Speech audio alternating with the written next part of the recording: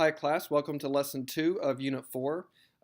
In this lecture I will talk about multiple economic revolutions that take place. I'm going to talk about the Industrial Revolution. I'm going to talk about what's known as the Transportation Revolution. I'm going to talk about what's known as the Market Revolution. And really this piggybacks off of the end of the last lecture. The end of the last lecture, remember, I spoke about the American system that Henry Clay proposed.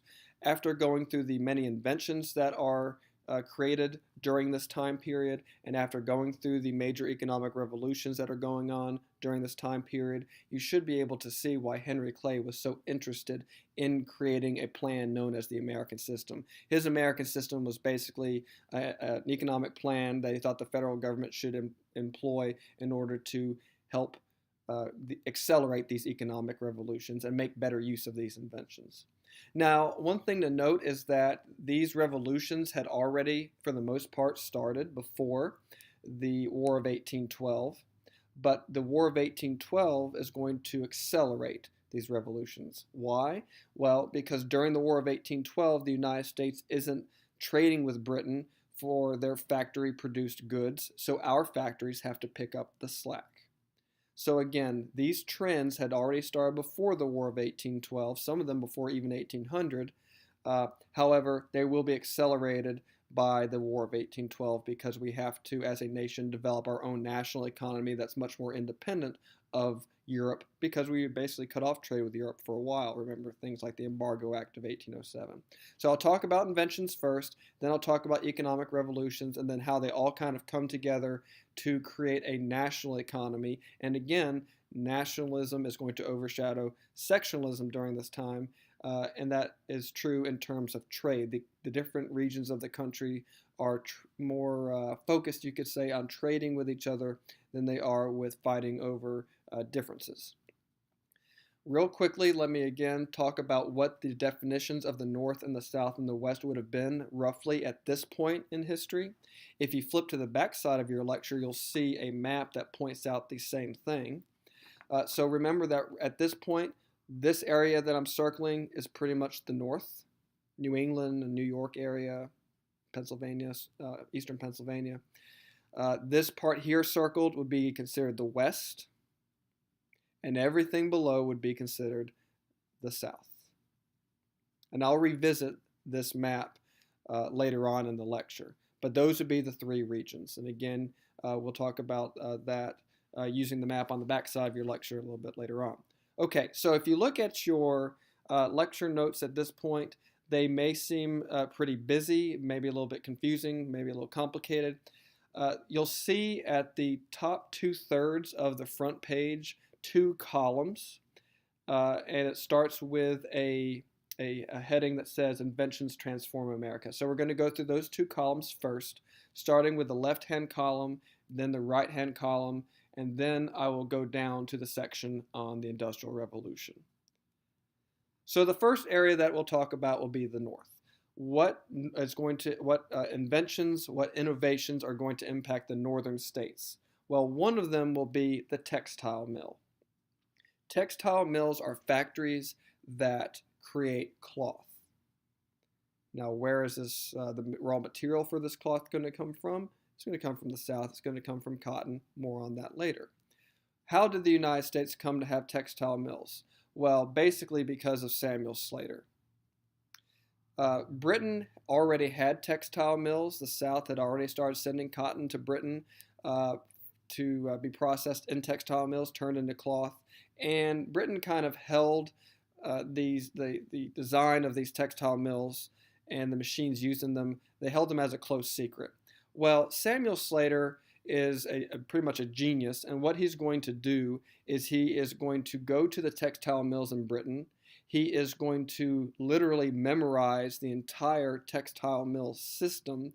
Then he's going to put on a disguise, get on a boat, and come to the United States. So he basically stole Britain's textile mill secrets. And thus, Samuel Slater earns the nickname the father of the factory system. So textile mills are going to start popping up in the northern states. They are going to be powered by rivers, and rivers overall are faster moving in the northern states, and therefore they are the northern states are better for powering factories. So textile mills, there will be other factories, but textile mills will be one of the major kinds of factories that pop up in the New England area, especially Massachusetts. And they will start turning cotton into cloth. And again, where are they getting this cotton? Mostly from the South. And so you can see how even though the North and the South are very different, they're also very connected. So again, this connection will create nationalism and it will overshadow sectionalism for a time. Another invention that's associated with the North will be the sewing machine. So people don't just make cloth in textile mills and then wrap themselves up in cloth. No, they make this cloth into clothing. So how are you going to make this cloth into clothing? Through the sewing machine. There are multiple inventors associated with the sewing machine. I believe Isaac Singer is another one of these, but Elias Howe's the one that I'll have you write down. And again, the sewing machine is going to go hand in hand with the textile mill because it takes the cloth that's made in the textile mills and turns it into wearable clothing.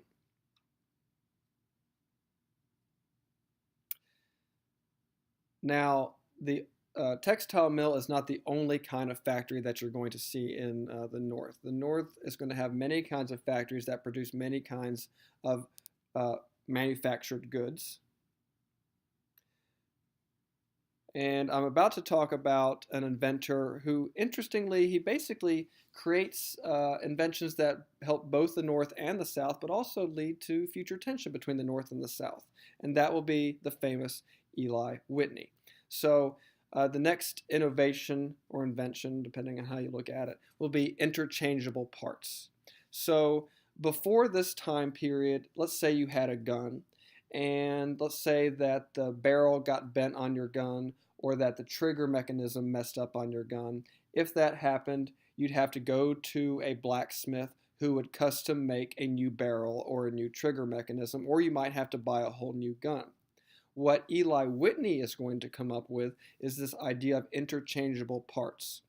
And basically, the idea is that if you standardize the shape and size of different parts, say to a gun or to any other kind of manufactured item, if you standardize the parts, then you can mass produce these parts. And so basically, because of Eli Whitney's innovation of interchangeable parts, you will see all of a sudden the mass manufacturing, the mass production of identical parts to different kinds of items like guns. And if I remember correctly, Eli Whitney is going to basically go before the U.S. Congress with a box full of parts, and he's going to put together, I think, like a dozen different guns using the same box of parts.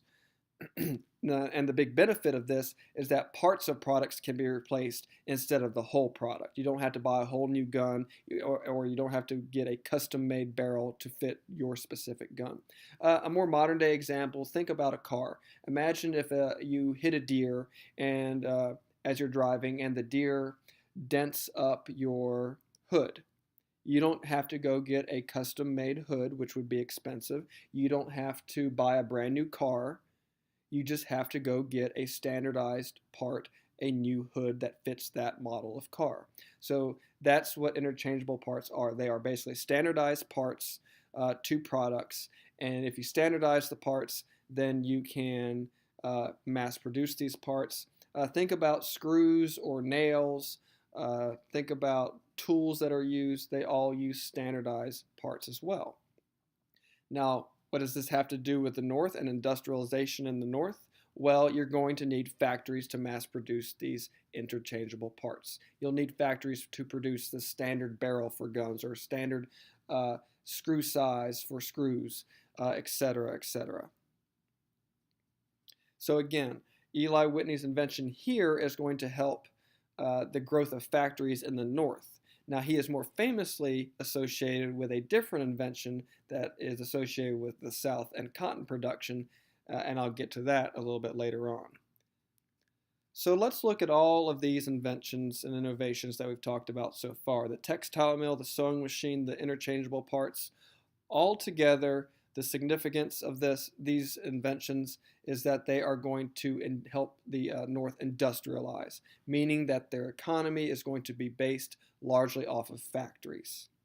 Now, early on in the northern states, there were some small farms, but remember that the climate and the soil is not very conducive to farming in the north, and so a new economic base will be needed.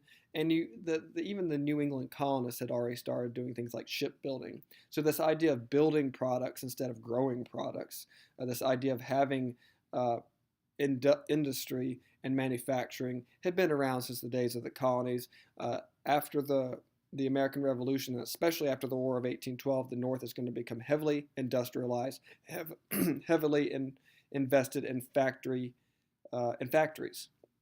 And then the next question is, where you're going to find your workers for the factories, and I'll talk a little bit more about that later on in this unit. Now on to the West. So you should go to the upper right-hand side of the front of your notes, and now we'll talk about the West. And there will be two main inventions related to the West, and they both have to do with farming. So the steel plow will be invented by none other than John Deere, and its major contribution is going to be that all of a sudden farmers are going to be able to plant much larger pieces of land than they would have been able to plant in before. The steel plow is much more efficient than previous plows. Iron plows wore out faster. The dirt stuck to those plows more and kind of clogged up the whole plowing mechanism. But with the steel plow, like you kind of see in the picture here, you could plant much more quickly, and therefore you could plant much larger pieces of land. Now that's all well and good. Okay, you've planted a really big farm, but you're going to have to be able to harvest what you've planted quickly as well. So what John Deere does is make it possible to create larger farms, and these larger farms are going to exist out west, where I already pointed out the west on the map. You're going to have to also have an invention to help with the reaping or the harvesting of the crops. And you'll see here that I accidentally put the word significance there. Just ignore that. So under innovation, put mechanical reaper. The inventor is going to be a man named Cyrus McCormick. And what's the significance of his invention? Again, that farmers could now harvest larger pieces of land. So John Deere's invention helps plant larger farms. Cyrus McCormick's invention helps harvest the crops once they have grown. You combine these two inventions together, and you're going to see not only more farms popping up in the western part of the country, but you're going to see larger farms popping up in western parts of the country. So what ends up happening is a lot of small farmers that were in the north are going to start moving out west to grow larger farms. And there again, you see a picture of a mechanical reaper. One other thing worth noting is that you don't really have a machine that can pick cotton at a faster rate like you do with the mechanical reaper. The mechanical reaper is meant mainly for wheat. It's not meant for cotton. Picking cotton is a much slower process. There's not a machine for that yet. There will be a machine for processing the cotton once it is picked, however. So again, a lot of small farmers are going to start moving out to the western part of the country where the land is more fertile and they have the tools to plant more and to harvest more. Now on to the south, and there's only one invention to talk about there, and that will be the cotton gin. Gin is just short for engine, so it's really just the cotton engine.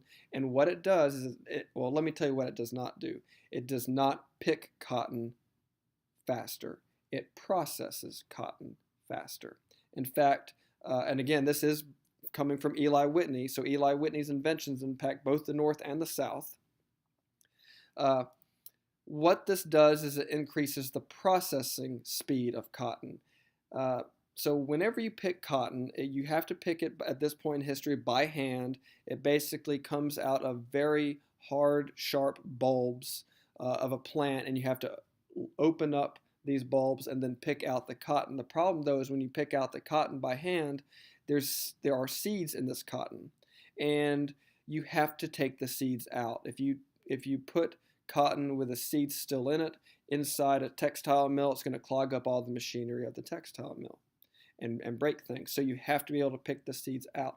So before the cotton gin was invented, people, mostly slaves, had to pick these seeds out by hand. Now, what Eli Whitney thought would happen with this cotton gin is that it would reduce the need for slaves because the machine could do the processing of the cotton faster. And therefore, you might need 50 times less slaves to process the cotton. Unfortunately, the cotton gin is going to have the opposite effect. If you can process cotton 50 times faster, then you're going to need to be picking cotton 50 times faster to keep up with the machine. And let me kind of talk a little bit broader in scope here.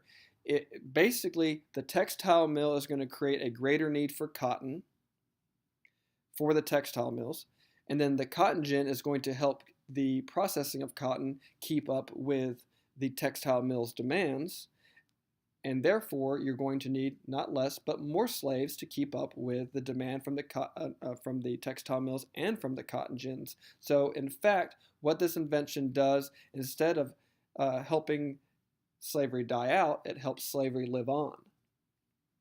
So slavery is going to expand, and it's going to expand drastically in the southern part of the country. And remember, why is the South having to expand slavery? To keep up with the cotton gin, which is trying to keep up with the demand from the northern textile mills. So the North is guilty in slavery, at least the northern textile mills are guilty in promoting slavery as well.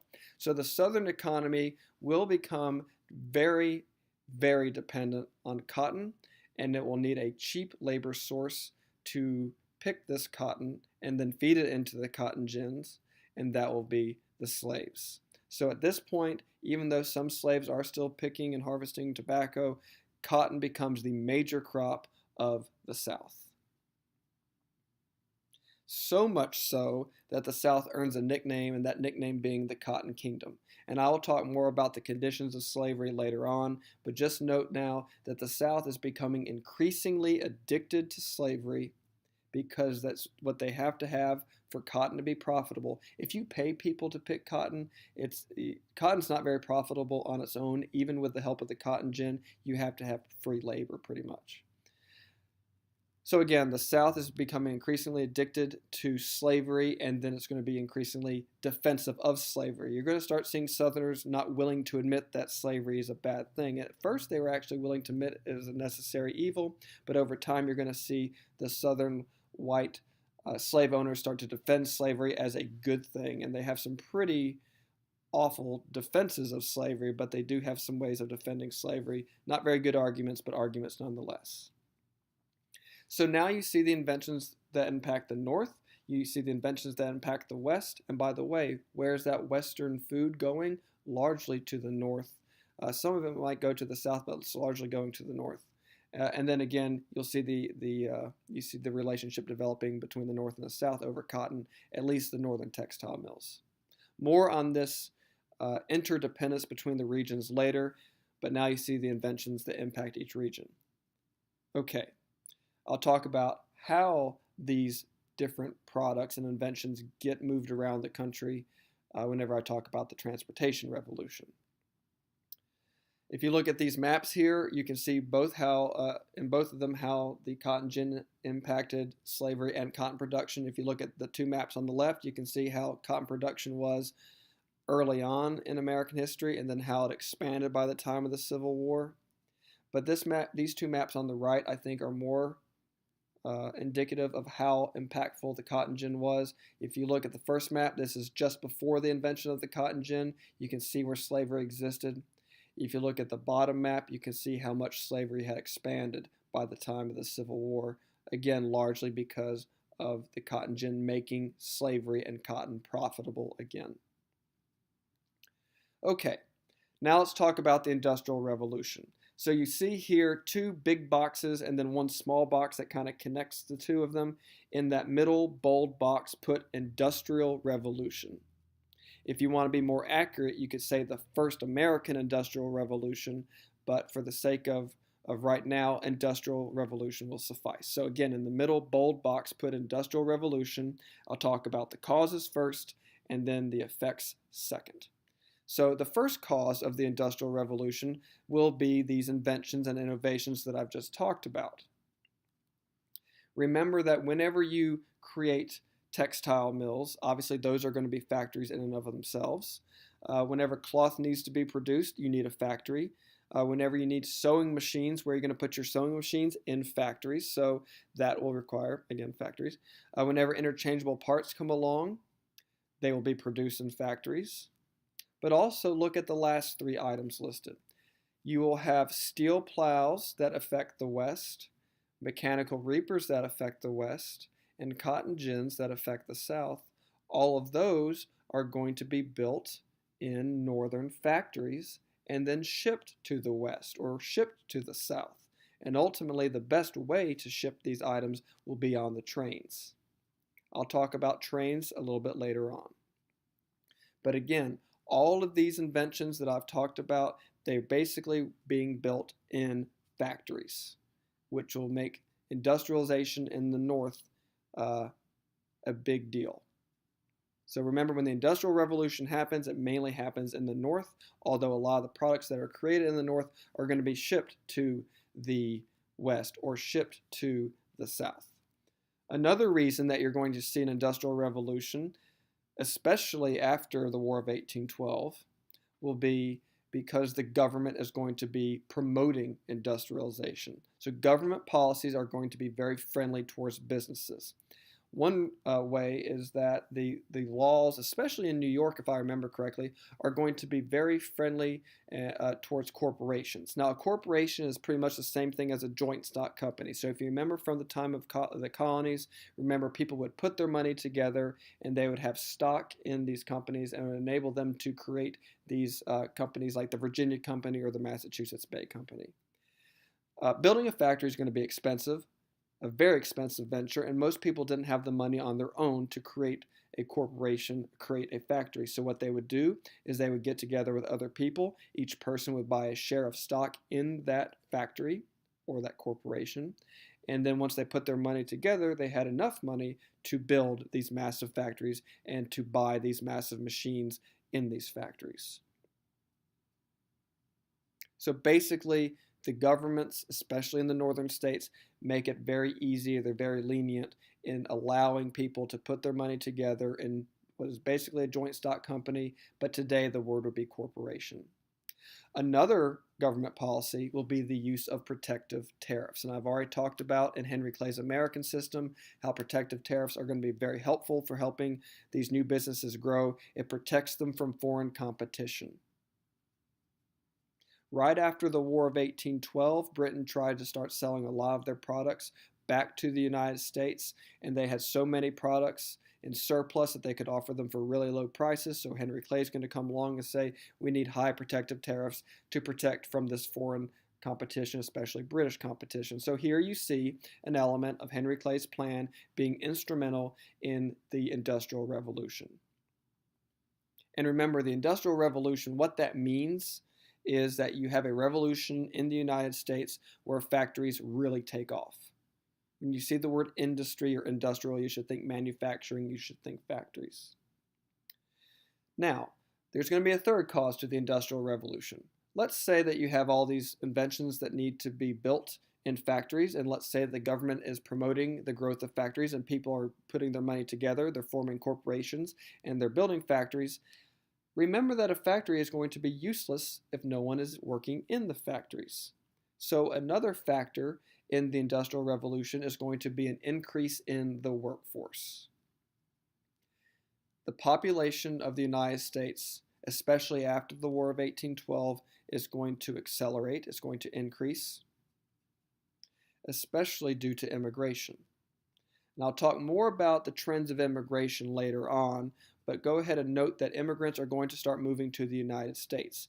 And by around the 1840s, you're really going to see Irish starting to immigrate to the United States. Immigrants that came to the United States because they were low on money, because they were poor, oftentimes would go to factories to work. And I will go ahead and tell you that the working conditions were not very good at all. More on that later on. But immigration, especially Irish immigration, is going to provide labor for factories. But that won't be the only source of labor. Remember that in the north, the farming is not working out too well. So if you're living in the north, you have one of two choices pretty much. You either move west and start one of the bigger farms that I talked about earlier, or you move to cities and start working in the factories. And you need to remember that the factories and the cities go hand in hand. People are going to build factories in cities because there's going to be lots of workers around you if you are building in a city. And then sometimes the factory could come first, and then the city might be built around the factory because people wanted jobs in the factories. So factories and cities kind of go hand in hand. In other words, urbanization and industrialization go hand in hand. And immigration too, because lots of immigrants move to the cities to work in the factories. Again, more on that later on. But there's your three causes of the Industrial Revolution: the growth of factories, the inventions, the government policies, and the increased workforce to work in these factories. Now, what are going to be the effects of this revolution? Well, number one is that the North is going to industrialize. So the factories are going to boom much more in the North than they will in the South or in the West. And as you can see in the map here, there was a little bit of industrialization in the South, though not much. There was a little bit in the West, but not much. But you can see it's very highly concentrated in the northern part of the country, especially Massachusetts. Another effect of this industrial revolution is going to be that machines are going to replace manual labor in a sense. So think about this. Before the Industrial Revolution, if someone was going to build, say, a gun or build a tool, maybe a farming tool, they would build it by hand, maybe in a blacksmith shop. Well, now the machines and the factories are building these products. So what's going to happen to the blacksmiths? They're going to go out of business. They're either going to have to go start farming out west, or they're going to have to give up their own manual handmade product making, and they're going to have to go work in the factories instead. It's almost like a good modern day example would be maybe Walmart. Walmart, when it comes into a small town, usually runs out of business, the mom and pop shops. So basically, the big factories are going to replace the small, more home-based workshops that you would have seen maybe during the colonial period. And this is going to have a negative effect on families, by the way, because suddenly the men are going to be leaving the home to go work in factories rather than working in a shop out back. So this isn't going to be very healthy for families. I'll talk about that effect later on as well. Another effect of the Industrial Revolution is going to be the fact that wherever factories pop up, the population is going to increase because you're going to need workers for these factories. Or people will intentionally build these factories where the population is already higher so that there will be a larger workforce to draw from. So another effect will be urbanization. If you look at the picture at the bottom, you can see maybe an early factory. I think that these buildings here would probably be the factories or the ones that are putting out smoke, but then you'll see that there's towns that surround the factories that are providing the workers. So basically, wherever the factories are, the cities will be also. And that is called urbanization. The growth of the cities, another fancy term for growth of cities, is urbanization. Now, what ends up happening, though, in these factories is that the working conditions are not going to be very good, and eventually you will see the creation of unions. Workers are going to start creating unions where they kind of band together, try to use their power in numbers to demand better working conditions. Back then, the factories had no maximum work hours. There was no overtime pay. The factories were not safe. There were no safety standards. There was no such thing as a minimum wage. In fact, you even had the implementation of child labor during this time. And so eventually unions will form as factory workers tried to gather together to demand better working conditions. Unfortunately, they will not have very much success during the time before the Civil War. In American history, too, you will see unions get bigger. You'll see them make bigger demands. And eventually, you'll see some of their demands getting met. But that's much more of an American history 2 thing. But you see the roots of the union movement in American history 1. Okay, so at this point we've talked about inventions, we've talked about industrialization. The question is next, okay, how, we know what the products being made are, we know how they're being made in factories, but how are they going to be transported to customers? You're going to need another kind of revolution, and that'll be a revolution in transportation. So before you write anything else down, in the middle, we're flipping to the back side of the notes now. In the middle oval, write transportation revolution.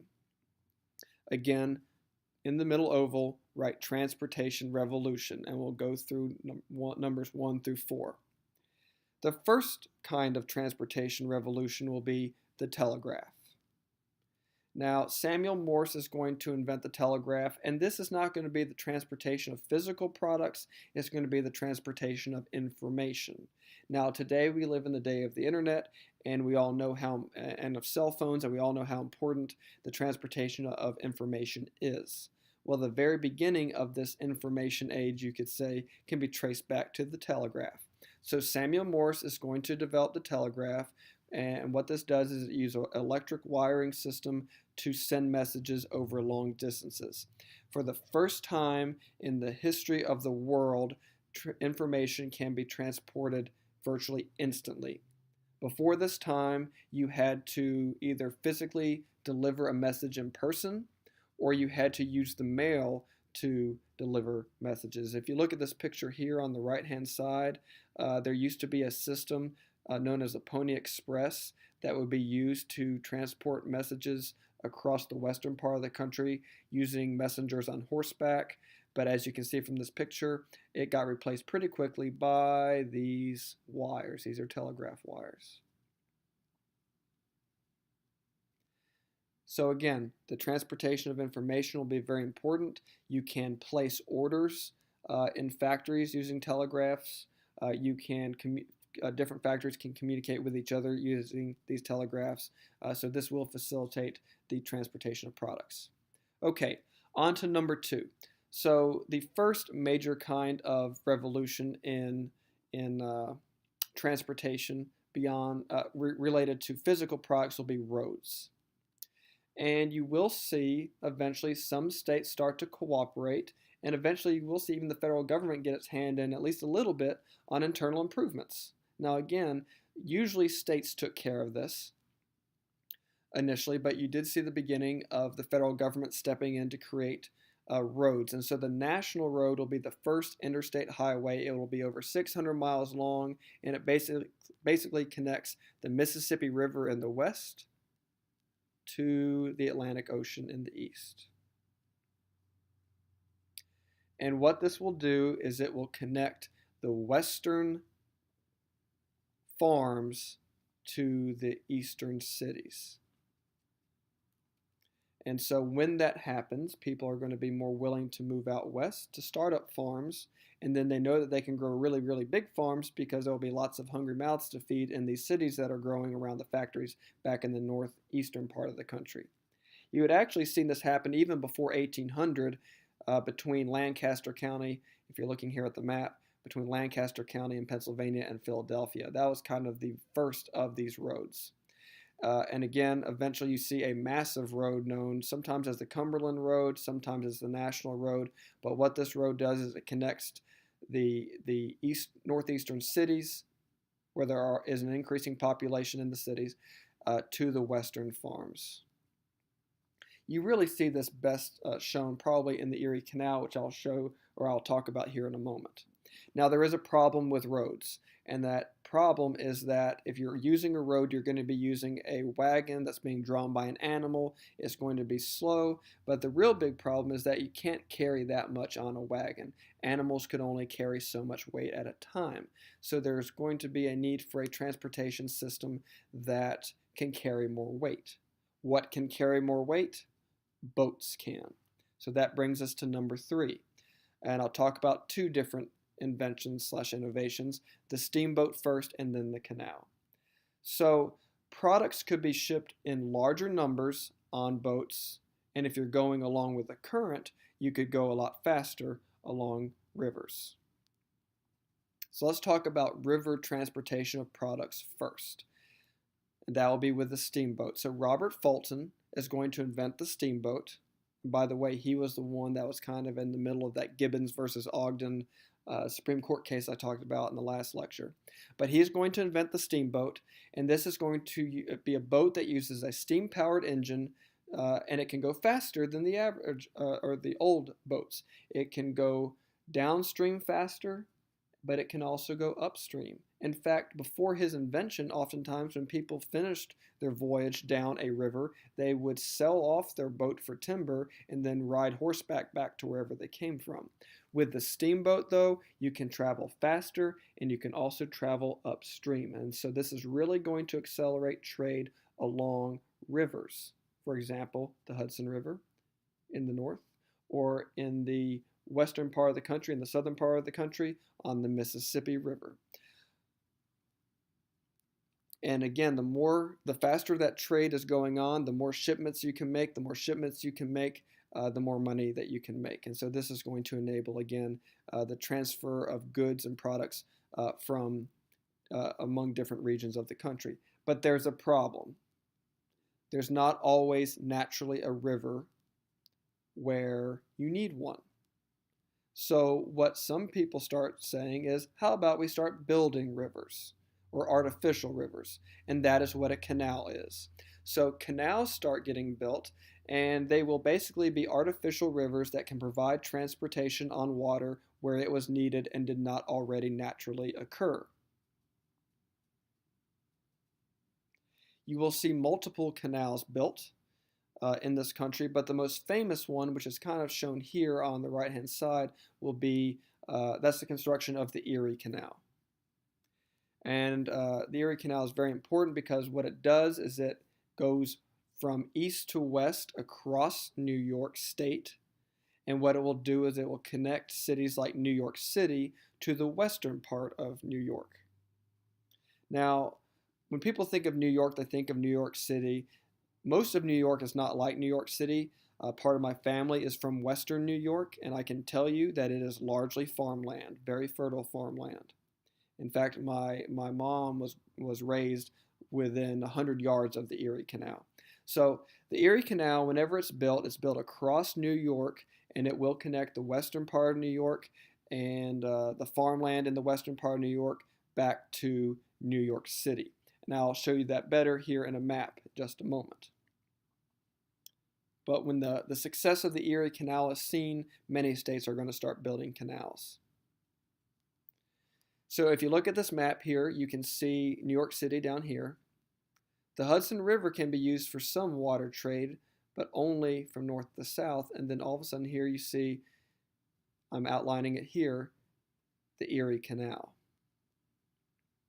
And the Erie Canal actually connects all the way to Lake Erie, hence its name. The Erie Canal is going to be very important again because basically this whole area of New York that I'm circling here is great for farming.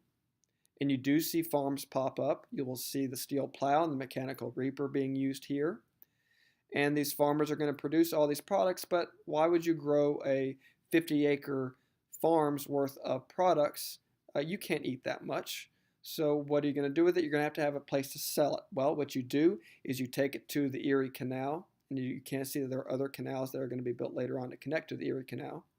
But you put let's say you're at Rochester or near Rochester. You are going to put your crops on the canal, and it will be shipped eastward to the hungry mouths in New York or elsewhere where the factories are and where the population is growing.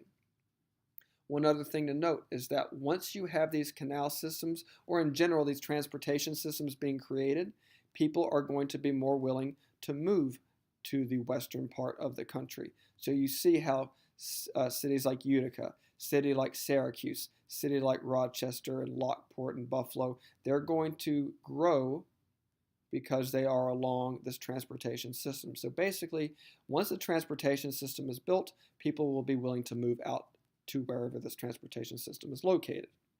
And again, keep in mind this point that you have a connection between the cities where the factories are and lots of people are, and the western farms that are producing grains and wheats and livestock that can then be sent back to the hungry mouths in the city. So keep in mind the relationship between the urban north and the more rural farming west. Now, there is a new transportation form that will come along that will be as easy to build as roads, but can carry more than what you can carry on a river or a canal, and that'll be the railroad. So the final and most important of the transportation, or the most important part of the transportation revolution will be the railroad. The railroad could go faster than the canals, and it could carry more than what was carried on the canals, and they could go further than either roads or canals. So basically, in the end, the railroad was the best of all worlds. The train was the best of all worlds whenever it came to transportation. The canal companies didn't like this very much. The canals tried to challenge the train companies, and they actually had a race. If you look at this picture here, you can see where a canal company challenged the early train to a race against a horse and buggy, and the horse and buggy won. But as is usual with new technologies, they improve over time, and eventually the railroads become the major transportation source. So the railroads are going to do more than the canals or the regular roads to encourage people to move out west, settle out west, and they will do more to connect different regions of the country. And you can see how there will be more railroads in the northern and western part of the countries, which will unite these two regions. The South does have some railroads, but not nearly as many. Now, eventually, the United States is going to want to expand all the way to the West Coast. And if the United States is going to expand all the way to the West Coast, there will be a need for a transcontinental railroad. However, the northern states and the southern states are going to fight over where to build this transcontinental railroad. If a transcontinental railroad starts, say, up in this part of the country and heads west, then you're going to have more northern states that will be probably against slavery form there. If you have a more southern transcontinental railroad, you'll see the formation of more southern pro-slavery states. So eventually, the debate over where to build a transcontinental railroad will play into the issue of slavery, but that'll be talked about more later on. In fact, the Transcontinental Railroad doesn't start construction until during the Civil War. It doesn't finish construction until afterwards. But this will ultimately be a source of tension.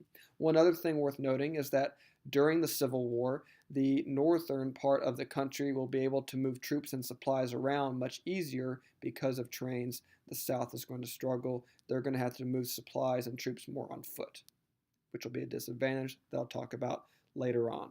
But again, remember that during this transportation revolution, the train is the most important form of transportation. Also keep in mind that sectionalism at this point is kind of downplayed, and at this point, the transportation revolution is actually uniting the different areas of the country. Here you see another similar map of the same idea of the transportation system. So what's the impact of the transportation revolution? Well, you're going to see more trade between the North and the West and the South, mostly between the North and the West, but not excluding the South. The South gets less of the transportation revolution, but they do still get trains, they still get railroads, and some in terms of canals, some in terms of roads.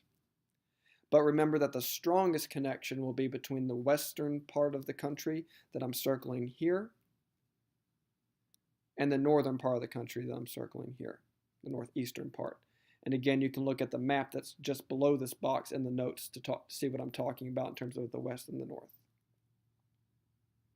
And again, remember that when transportation systems start to go out west, people will be more willing to move out west, because there's a way to get out there, and then there's a way to take whatever you're producing and sell it to the rest of the country. Again, keep in mind that these different regions of the country will be trading with each other, and so that will help them get along. And even though there will be differences, especially between the North and the West versus the South, these differences are going to be at least partially overshadowed by the fact that they depend on each other. This is almost like an American version of triangular trade, if you remember that from the first unit. Okay, so in the end, you have what's known as a market revolution. Remember that a market is a place where things are bought and sold. If you've taken a civics class, you'll remember that a market is a place where things are bought and sold. And there will be a revolution in the United States. Before the market revolution, if you bought and sold stuff, you might buy and sell stuff within your town or within your county. Now, all of a sudden, you're buying and selling things across the nation. And that is what the market revolution is that you have a revolution in how things are bought and sold. They're not being bought and sold locally, they're being bought and sold at a national level. So remember that the North and the South and the West, they're all specializing in different products. And we've talked about these products at the beginning of this lecture. The North is specializing in manufactured items, things that are made in factories. Then they send some of these items to the West and some of these items to the South. The West will specialize in agricultural products. The South is going to specialize in cotton. So in the end, and star this one, highlight this one, know what the market revolution was. The market revolution was the development of not a local economy, but a national economy that involves the North, the West, and the South. Do we trade with Europe at this point? Well, after the War of 1812, yes, but we are not as dependent on European trade as we used to be, unless you're the South, and more on that later. So again, the market revolution is a revolution in the market. In other words, the revolution in how we bought and sold things. You could say that right now the United States is in a market revolution because things are being bought and sold via the internet more than ever before. That would be an example of a market revolution. But in the pre-Civil War time, which is sometimes also called the antebellum period, more on that later, the market revolution had to do with the fact that people were buying and selling stuff on a national level instead of locally. So people become less self-sufficient. They don't build their own items as much. They have it shipped in from somewhere else. So in a sense, the North and the South and the West are being more closely knit. They need each other more. They are more interdependent, which is going to reduce sectionalism. People in the North might not be a fan of the slavery in the South, but they do like the cheap cotton that's coming from the South. And so they're more willing to put up with it at this point. Now, later on, they won't be as willing to put up with slavery, and I'll get more into that later on. But just keep in mind that whenever the different regions are depending on each other to make money, they're going to overlook their differences. The United States and China today don't exactly get along very well in terms of their ideas about government. The United States and Saudi Arabia don't exactly get along with their ideas on human rights. But because of an economic relationship, we get along more or less with those countries. At least we do here at the beginning of 2019. Okay, so again, when different regions depend on each other economically, they're going to overlook differences. So let's talk about what each area produces and what it produces to help out the other areas. And then we will wrap things up. Okay, so the North. What does the North produce? The North produces for the West steel plows for planting, mechanical reapers for harvesting, and from the textile mills and where the sewing machines are in these factories, they will also produce clothing and any other product that might be needed, any kind of interchangeable part. What is the North going to produce for the South? Cotton gins. And then once they've gotten cotton in the North and used it in the textile mills, they will produce clothing for Southerners sometimes as well. Clothing is probably the least important thing to note for either one of these. The major things to note is that the North, in its factories, makes steel plows and mechanical reapers for the West, and it makes cotton gins for the South. What does the West produce? The West produces food, like corn, like wheat. They have livestock. If you look at this mechanical reaper here, you'll notice that they always try to make it to where the animals that were pushing the mechanical reapers made sure that the crops were harvested before they got trampled on. That's why the horses are behind the reaper.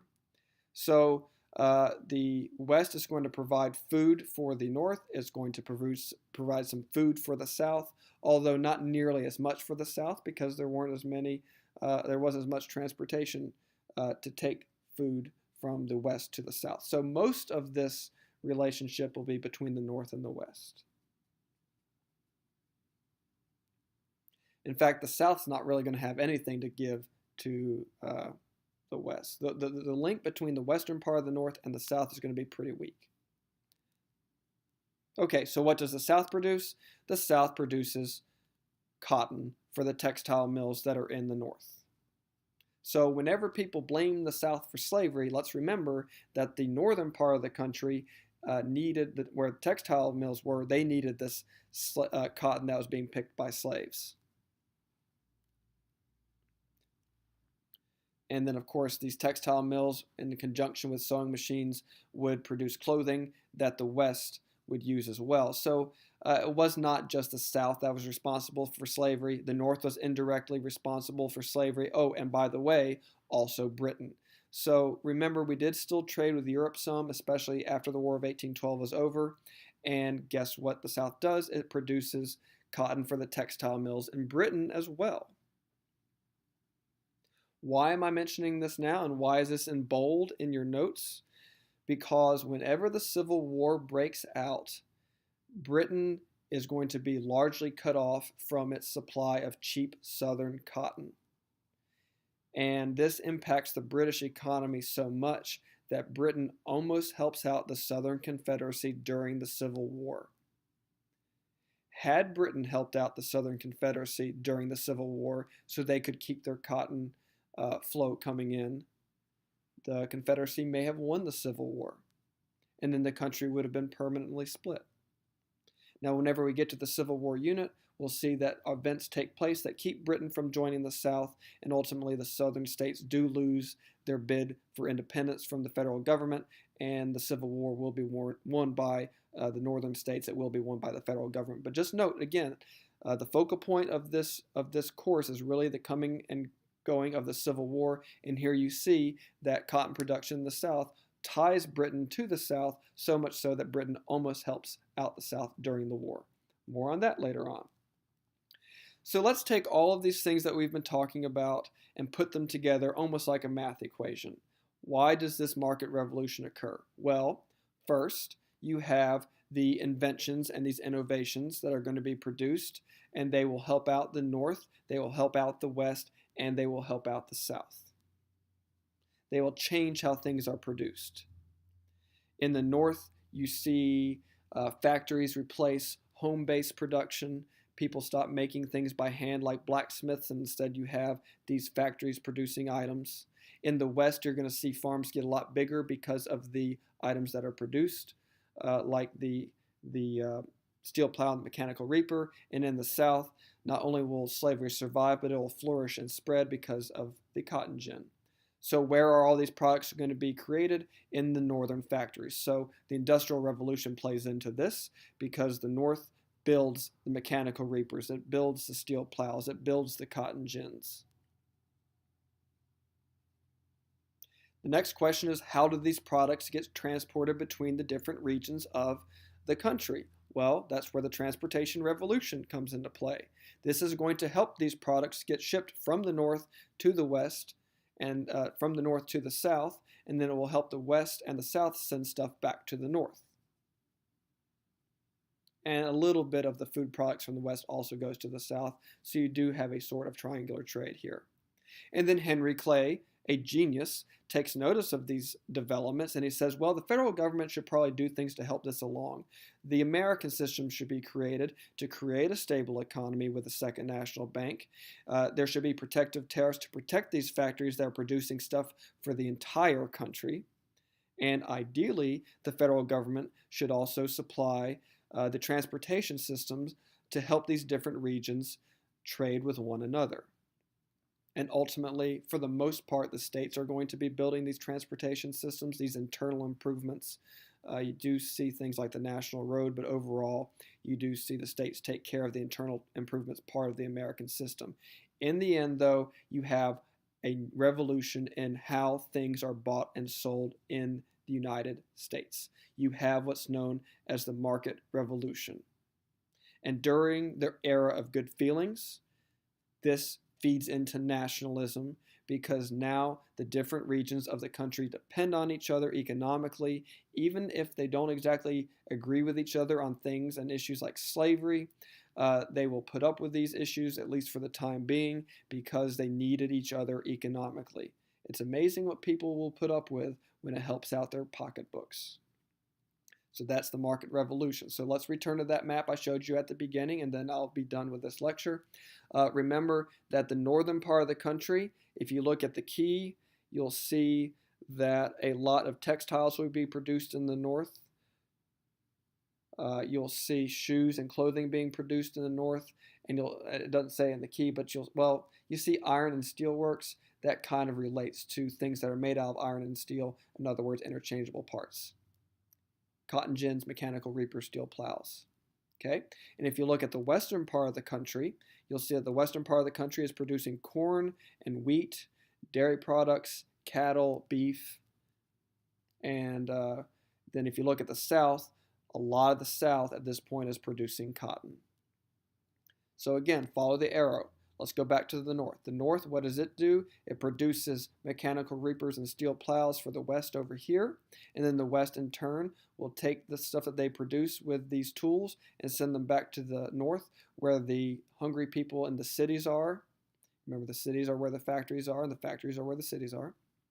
Okay, the northern factories are also going to produce cotton gins, which will be sent to the south, and the south will use the cotton gins in conjunction with expanding slavery to produce cotton. Where does that cotton go? Back to the north.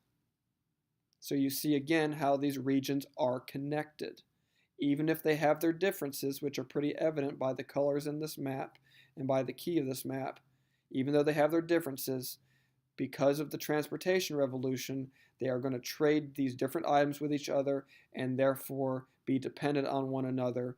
And this economic relationship, again, will unite the country, not divide it at this point. One last thing, remember also, though, that the cotton that's produced in the South will be sent across the Atlantic Ocean to countries like Britain, and eventually will cause Britain to at least consider joining the South during the Civil War.